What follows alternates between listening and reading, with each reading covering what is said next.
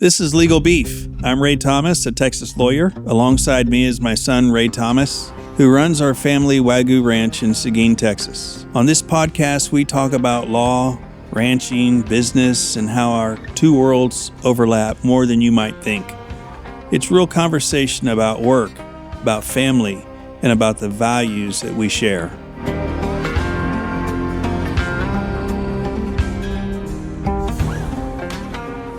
My name is Ray Thomas. I'm also Ray Thomas. Welcome to Legal Beef. Ray, we've got to come up with a way of distinguishing ourselves. If I'm Ray Thomas and you're Ray Thomas, how do we do that in real life? Well, we go by Little Ray, Big Ray, but some of our friends switch that around since I'm much taller and bigger than you. Well, yes. I know some people say you're Big Ray and I'm Little Ray. I guess it just depends on how we define big. So what is a more politically correct way that we distinguish ourselves? Well, I created a Facebook, and then all my friends started adding you because they thought you were me. Well, I had my own Facebook. I was Ray Thomas before you were Ray Thomas, right? I guess you win there, but okay. I made it, and I remember you came up to me and told me that you thought you were so cool because all of my friends were adding you, and that made me upset, just being a natural teenager, and I put Ray Thomas as my name. Look, I am the coolest dad. So how do you know that your friends were not adding me and that they thought they were adding you? Because at school, when I friend requested them, they told me, "Oh, we thought we already added you." I said, "No, that was my dad," and they got weirded out.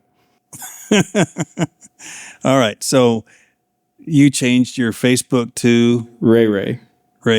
So what I changed it to, because that was Ray. Yep. Yes, sir. And I changed it to Rey so that you would become King Ray, right?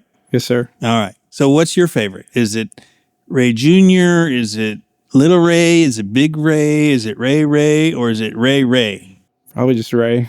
What does that mean for me? Well, you're Mr. Thomas, so that's different. I don't know about all that. All right. So Legal Beef, okay? I'm the legal, you're the beef.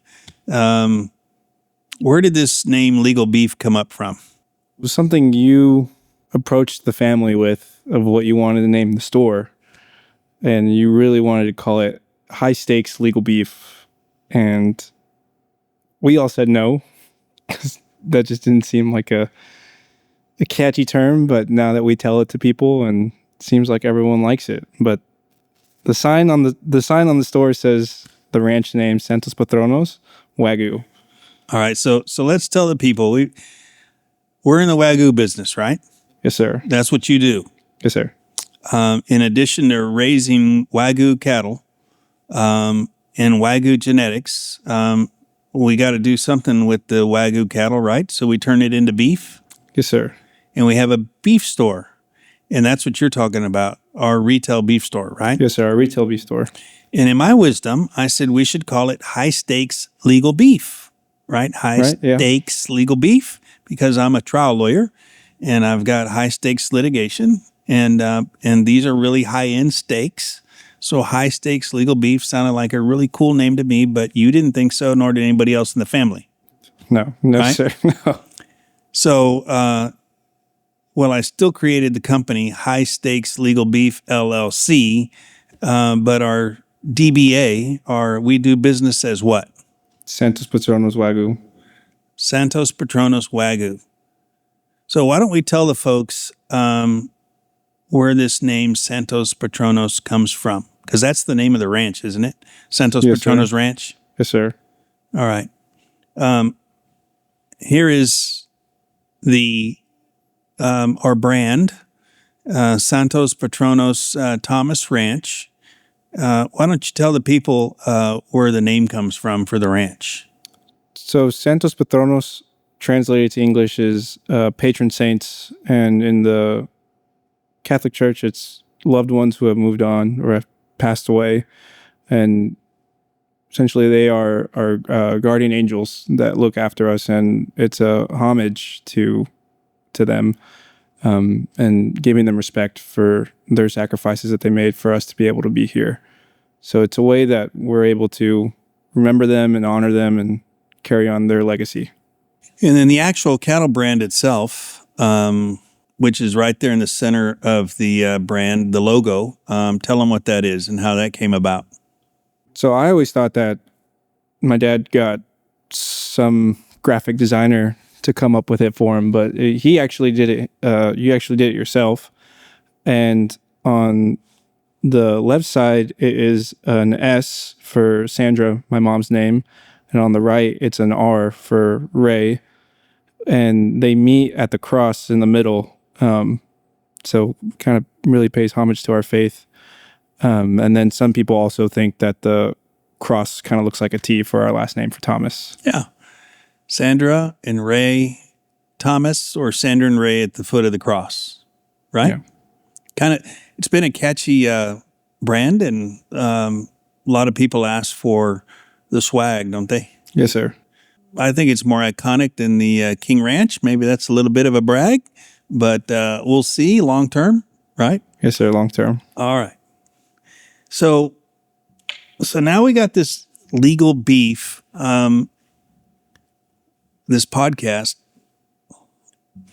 What do you want to do with it? I think it'd be really cool to kind of educate some people on the beef side a little bit and explain, what Wagyu is, the origins of it, how it came to the United States, the way we raise it, kind of how we cook it, different recipes. One thing I've gotten the chance to experience going to different ranches is just because people raise it doesn't mean they know how to cook it. And we've been very fortunate with the guests that we've had and the opportunity to cook for, that every time they're just blown away by it. So, yeah, we came up with a motto for the beef store. What is it?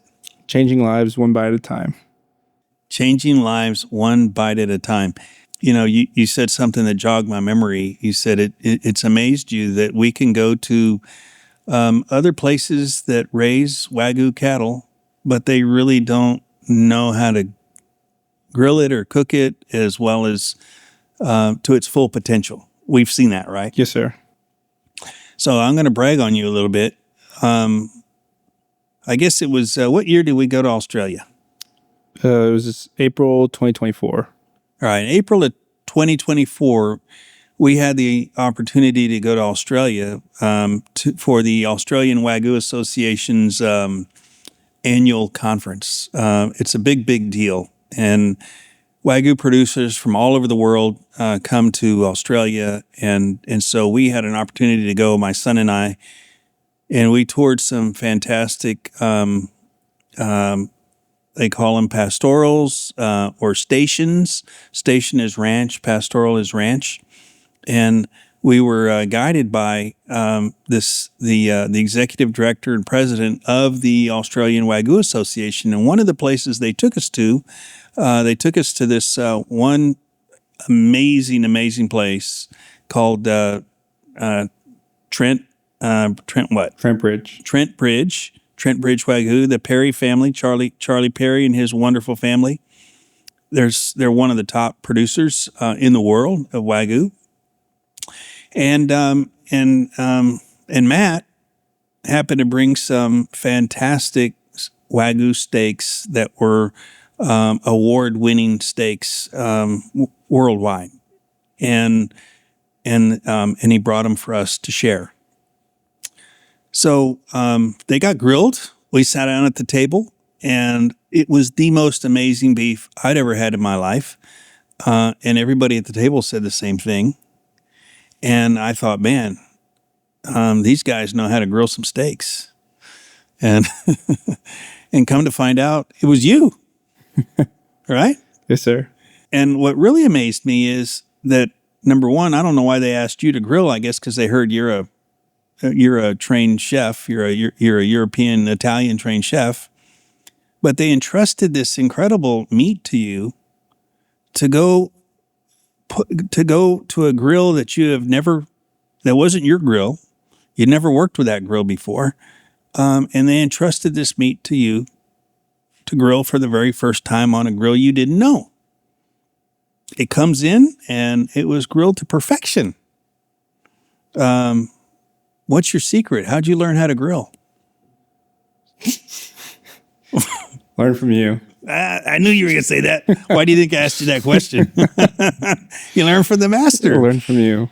I just wanted you to say that because you don't acknowledge that very often. I would say the sad truth, but honestly, the proud truth is that you passed me. You now grill better than the master. I feel like we're going to have a knighting or something. Well, not about all that, but just to prove it, we're going to have, during one of these podcasts, we're going to have a competition. Okay. Head to head, mano a mano. You've never been willing to arm wrestle me, and I don't know why. You're 6'1", you're a former football player for TCU. I'm just a little guy who was president of the chess club in high school, and I'm 5'7.5" on a good day after I lost my hair. And you won't arm wrestle me, but I bet you'll do a grill off. I'll do a grill off. All right, we're gonna see.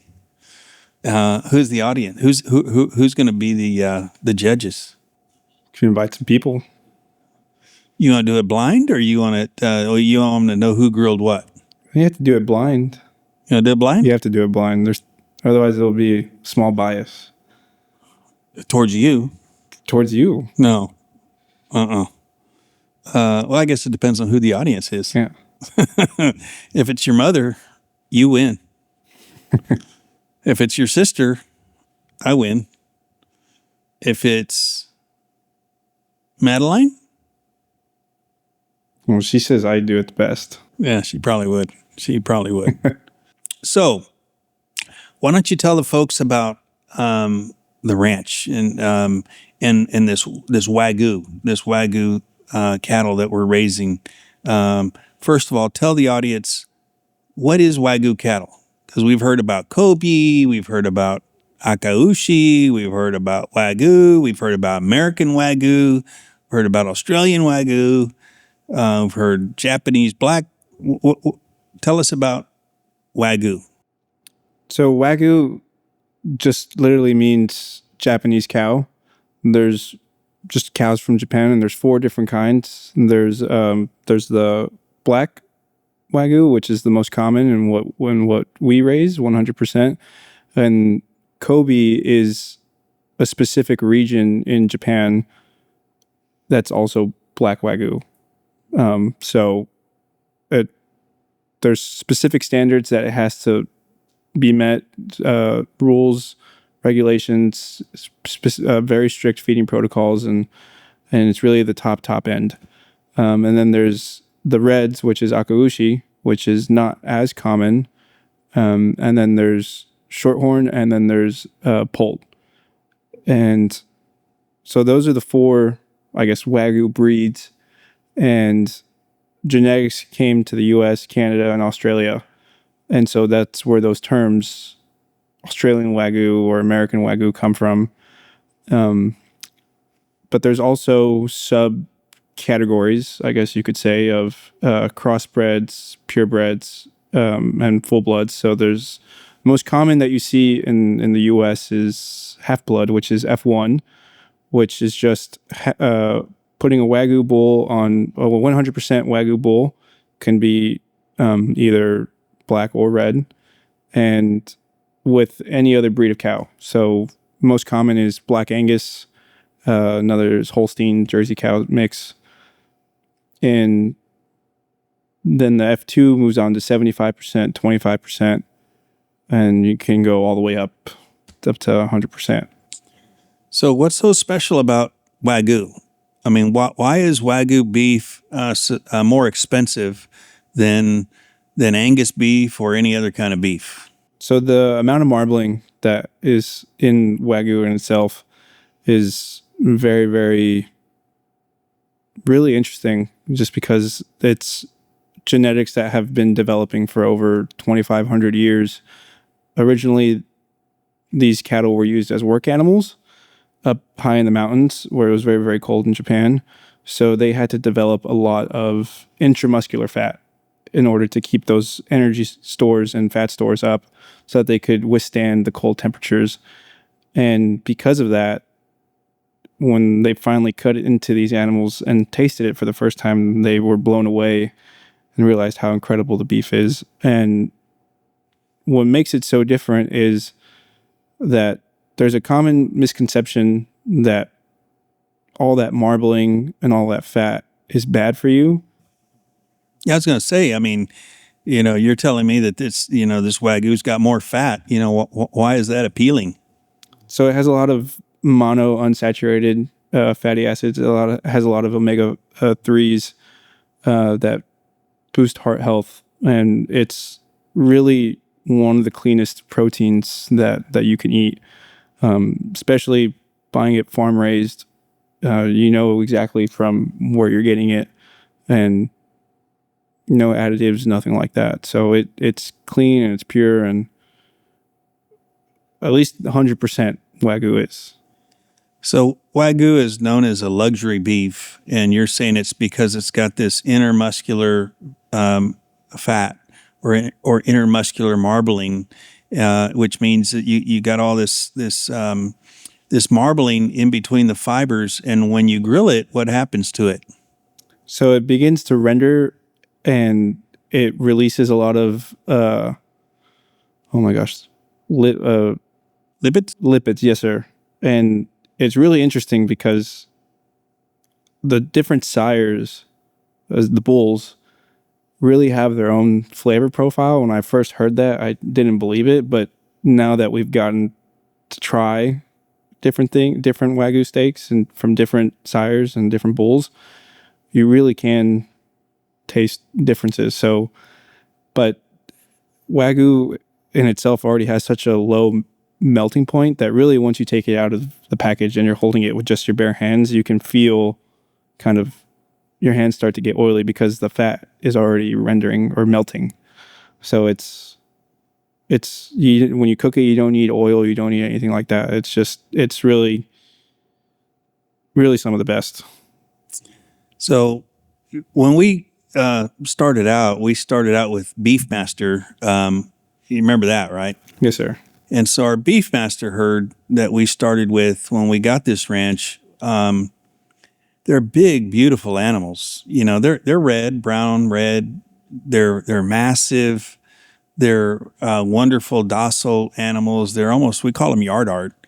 And when we decided to get into the Wagyu deal, I don't know about you, but I mean, I'm figuring if these Wagyu cattle have all this intermuscular marbling, and they must be even bigger than our Beefmaster, right? Right. I mean, you would expect that the bigger the animal, the more the fat.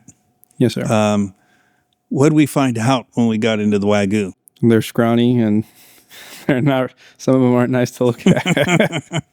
Yeah, I mean, like when you go to a show, a cattle show, and kids are doing show cattle, Wagyu's not one of the ones they're showing. They don't even. That's not even a category. No, we get some other cattle breeders that don't raise Wagyu come to the ranch, and they laugh sometimes just looking at the cattle. Yeah. I mean, they're looking at our cattle and they look kind of scrawny and they look kind of skinny compared to Angus and Beefmaster. An Angus or a Beefmaster or a Charolais. But I mean, even though they're kind of skinny looking, somehow or another, they are highly, highly marbled, aren't they? Yes, sir. And that marbling translates into the most amazing flavor. There is in the Wagyu breed, more than I think any other cattle breed, there are databases that are kept of so that we have access to estimated breeding values and to indexes and things like that, so that when we make purchase decisions, breeding decisions, we have objective data that we can rely on in not just reputation of the breeder, not just the pedigree, but also some objective genomic data that we use or you use for your breeding decisions, don't you? Yes, sir. We start to use a little bit of everything, and now that we've been in Wagyu for a couple years and been doing a lot of research on the foundation sires and different bloodlines and what they do and how they mix, it's really interesting to make those decisions or breeding decisions to see how they're gonna mesh together, and it's fun, but it's also annoying because when we do the breeding decisions, we're not just making them for the following year. We're doing it for 3, 5, 10 years from now, and you get so excited that you already want to see the year 10 just to see what's coming. It takes a lot of patience. It does. You know, when you talk about Rome wasn't built in a day, when you're breeding Wagyu cattle, Rome was not built in a day, right? No, it was not. You say we started a couple of years ago. Actually, this is actually sort of funny. The way we got into Wagyu in the first place was, so my son decided he didn't want to go to law school and join his father, and that he wanted to make a run at the ranch. So that's a whole nother story we'll talk about. But we said, well, okay, then, you know, the ranch has to be self-sustaining in order for you to make a run at the ranch. And we're not going to make you can't make a living off Beef Master. No one ever goes to HEB or goes to a restaurant and says, I'm looking for a Beef Master steak, right? Right. So we decided to get into the Wagyu, and we started looking for a Wagyu bull, just like everybody else, to put on our Beef Master cows. And we couldn't find a bull at the time. So somebody offered us a pregnant Wagyu female, a full-blood Japanese black Wagyu female who was supposed to be, you know, like the top of the food chain. So we said, oh, okay, you know, let's do that. So we bought this animal and we named her Ibu, I-B-U, because that's Japanese for Eve. We wanted to have as our first animal, so we named her Eve. And she was pregnant. Well, the first problem is she lost the pregnancy. And then when we discovered this database, because she was registered with the Australian Wagyu Association, we looked her up on the database and found out she was in the bottom 90% of the breed. So she was no superstar. She was at the bottom of the breed. And that was our start. And then, okay, now we got our act together a little bit. We go to an auction, and we want a bull. So we acquired a really, really nice bull from one of the top Wagyu producers in the United States, Lone Mountain out of New Mexico, and we named him Adam. Adam. So why didn't we name him the Japanese equivalent of Adam? Do you remember? No, sir, I don't. Okay. Because I looked up Adam in Japanese, and you know how you say it? Adam. Oh, really? Yeah. So we have Adam and Eve. Adam and Ibu is how we started off. And, man, that seems like a long, long time ago for me. So what else we got here at the ranch? What other things do we offer here at the ranch?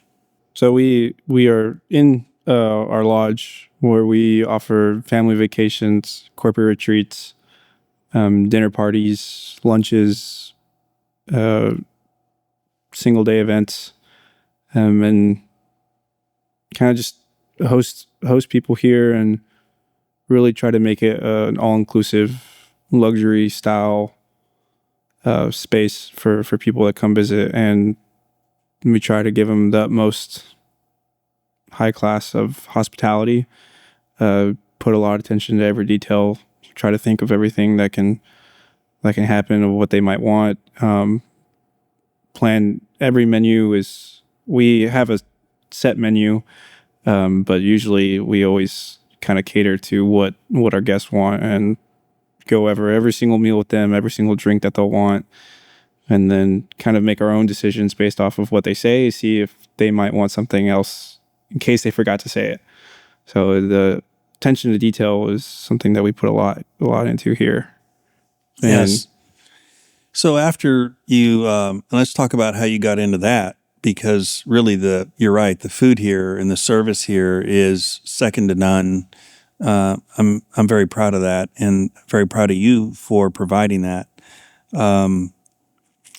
After TCU, you went to TCU, Texas Christian University, where I'll brag, he played football. You were a walk-on that football team under Coach Patterson. And after you graduated there, you interned with some law firms, right? just the summer before my last semester, I interned at a law firm while I was applying for law school. You interned with me for a while. Yes, right? sir. And you interned with one of the top litigation boutiques really in the state, in the country, in Dallas, right? Yes, sir. So you got exposed to, some really high-end litigation, right? Yes, sir. And you loved it. Loved it. You loved it so much you decided you want to be a lawyer. What gives? No, was always thought, was gonna follow you, and still believe maybe one day I'll always go back to it. But that summer, I had already submitted my applications and had taken the LSAT a couple times, but it was when it was still online, and was always had trouble with the internet or something, so I never really got the score that I wanted, and told myself, okay, I'm going to dedicate the summer while I'm working and take it at the end, and then we'll see where it goes. And so didn't have a social life that summer. I'd go to work, arrive about 6:30, work would start at 8, and then stay until 8:30, 9, and then go home and then study on the weekends. And when it finally came time to take the LSAT, I was going to come to Seguin to take it, because I knew we have the same internet that we have at your office in McAllen. So I was like, I know that's the best internet I can get. And when it was time for me to take it, at that time, since it was online, you would connect to a third-party service for a proctor, and it wasn't letting me connect because of the internet that we had was blocking that third party. And the only way to fix it was to contact the internet provider. And it was on a Saturday, so they weren't going to pick up. So the only other thing I could think of was, well, let me come here and try and take it. And same thing. Here to the ranch. Here to the ranch. And same thing happened. Wouldn't let me connect. And last resort, I said, well, let me try my hotspot on my phone, and it wasn't strong enough. And at that point, it had already been an hour and a half since my start time. And you're only allowed a certain amount of time, so I'd already eaten up a lot of it. And I remember I called you super scared, thinking you were going to be upset that I wasn't able to take it. And no, never forget the words you said. I said, maybe it's not for you. It's God telling you it's not for you. I don't remember saying that, but I was just trying to comfort you. Sometimes we have to listen for the signs and look for the signs. And after several attempts and, the technology bugs getting in the way, how is it then that you decided if you weren't going to be doing law, how'd you decide you wanted to make a run at the ranch? Well, I knew we were kind of starting to build something small here. It wasn't as big scale. There was 3 people I sought their advice from. One of them was you, but you wouldn't tell me, and hated you for it. Because but I understood why you didn't want to tell me. Another one is my godfather, and he told me, there's no one like you that loves the law, that's so dedicated to it, that it's what you live and breathe. And that is a rare breed. And so he said, unless you're willing to work 10 times as hard as him, then it's you just have to, it'd be big shoes to fill, which at the time I was still not afraid to fill. And then the last one is Father Antangana, our very, very dear friend of ours. And he told me, it was really kind of what he said is, if you go to law school, it'll take you, 3 years. And then depending if I go back and work with you, well, then maybe another 5 years. Or if I go work, for another law firm, maybe another 8 years working after law school. So it's either going to be 8 to 11 years before I could really make a name of my own. And he said, imagine where you could be if you were at the ranch in those 3 years that you would have been in law school. And so really once he said that, kind of made the decision. Get out from under my shadow, huh? Yes, sir. Is that what you're saying? Yes, sir. All right. Make your own Ray Thomas name. Yes, sir. Okay. Now I'm famous because you're famous. Yeah. So, I mean, in the, in the years that we've had this, and I guess you've been at it after you graduated from TCU, we said, okay, well, if you're going to make a run at the ranch, we've got to create some different profit centers so that this can be a sustainable place. Can't put all our eggs in one basket. Yes, sir. Right, in the cattle basket. So, whose idea was it to create a lodge and create a lodge experience, an all-inclusive luxury ranch experience where, with catered food and hospitality? Was that yours or mine? I believe it was yours from the old ranch that your law firm used to have in Raymondville, and all the hosting and hospitality that we used to do there. It wasn't the original plan before I had said I wanted to do it. It was just going to be you and Mom once a month type of thing, if that. Yeah. Because you have your day job, your real job. My day job. It was you. It was you and Mom. Well, somehow you ended up going to Europe and going to Florence, Italy to culinary school over there, right? Yes, sir. And learned a thing or two? A little bit. Yeah. And then, came back here and you started offering curated dining experiences. And you mentioned the menu. Every menu is customized, but there are some favorites that groups continue to ask for. What are some of those favorites? So one of them is a salad, ironically. Salad? Well, we'll build up. We'll build up. We'll build up. It's a salad. I'm not a salad guy. Yeah. It's just a regular spring mix with a homemade raspberry vinaigrette that we make with some candy pecans from our ranch, some fresh strawberries, and some Wagyu bacon. You know what? We are December the 30th, 28th right now? 29th. 29th. Today's the 29th, and we were just outside with with my grandchildren harvesting some pecans. In addition to the Wagyu cattle, we got about how many pecan trees here? Over 900. Yeah, and produce some pretty delicious pecans, huh? Yes, sir. You use those in your recipes? We do. And then we also, not just in the food, but our desserts as well. Oof. Pecan pie? Pecan pie is our probably our most famous dessert. It is the best pecan pie in the world, and I'll challenge anyone to that. But neither you nor I are the ones that do the pecan pie. No, sir. And who's that? That's Pat. Our Aunt Pat. Your Aunt Pat? Yeah. So Jeff and Pat. Jeff is the ranch manager, and Pat is his right hand and his spouse. And she is the most amazing baker She is. And one of the things that she bakes so well is the pecan pie with our pecans. And she does her own ice cream. She does her own ice cream too. She makes ice cream from scratch.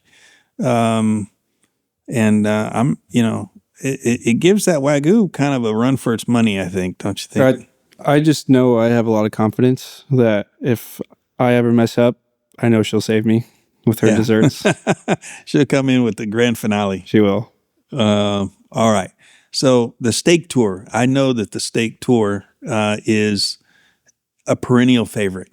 Every group that ever comes here that does the steak tour is totally blown away. I will take credit for coming up with the steak tour, but you're the one that does it, you came up with it. I came up with it. Oh, okay. Well, Ray Thomas came up with it. Yeah, right. We right. can agree on that. Yes, sir. All right. So tell us about the steak tour. So the first couple of dinners and groups that we had out here, we would ask them, when we were doing it, we always do one big fancy dinner, and we would ask them what steak would they want, and mostly everybody, probably 100% of the people would always either choose a ribeye, a strip, or a fillet.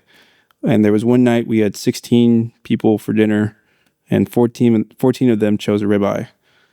And on a cow, or on a carcass, that's already almost half of your inventory. And that was wiped out in one dinner. And then we have to figure out what are we going to do with the rest of it. And the idea came from also while we were in Australia, and we got to visit Myura Station with Scott DeBruin in his tasting room, and they had a tasting menu where you got to try like 5-6 different courses of Wagyu, and wanted to do that somewhat here, but rather than it being cooked differently, letting the guests try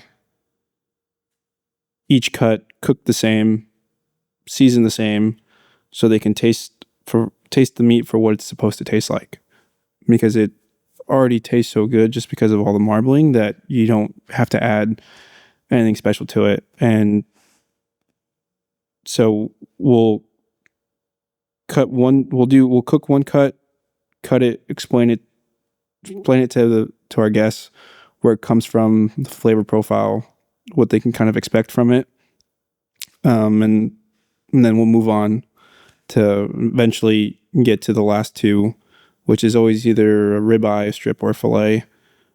Sometimes tomahawks will do. But I always like to do 2 cuts that people don't know or haven't really heard of, or maybe I never thought about trying, so that they can get exposed to new things, and then bring it in with something that they're familiar with. Yeah, it's usually the ones they're familiar with are the ribeyes and the strips, right? Yes, sir. But then you'll bring in a bavette or a Denver or a flat iron or a picanha. Picanhas. And people are usually blown away by that. Yes, sir. Right. And this is one of the few places where you can try several different cuts of different steaks on the same night. Yes, right? Sir. On the place that it was raised too, which is very, very beautiful. That's even more amazing. Now, one of my favorite is our cowboy breakfast. Okay, what's so special about our cowboy breakfast? Well, I don't know who came up with that one for us to do it here, but essentially it's Wagyu chicken fried steak, homemade biscuits made by Jeff. And then he does 3 different gravies: regular, sausage, bacon, potatoes, more bacon, sausage, and eggs. Sounds like a healthy breakfast. It's hearty. Yeah. Okay. Healthy, hearty. Okay. At least hearty. But I mean, seriously, think about chicken fried steak. That is such a Texas favorite. Okay. But if you haven't had chicken fried steak that is made with Wagyu beef, 100% Japanese black Wagyu beef, top 1% genetics in the world, then you have not yet lived. And every Texan needs to try a cowboy breakfast made with Wagyu beef. Your life will be changed forever. Thank you for joining us. This is Legal Beef, and I'm Ray. And I'm Ray, and we are changing lives one bite at a time.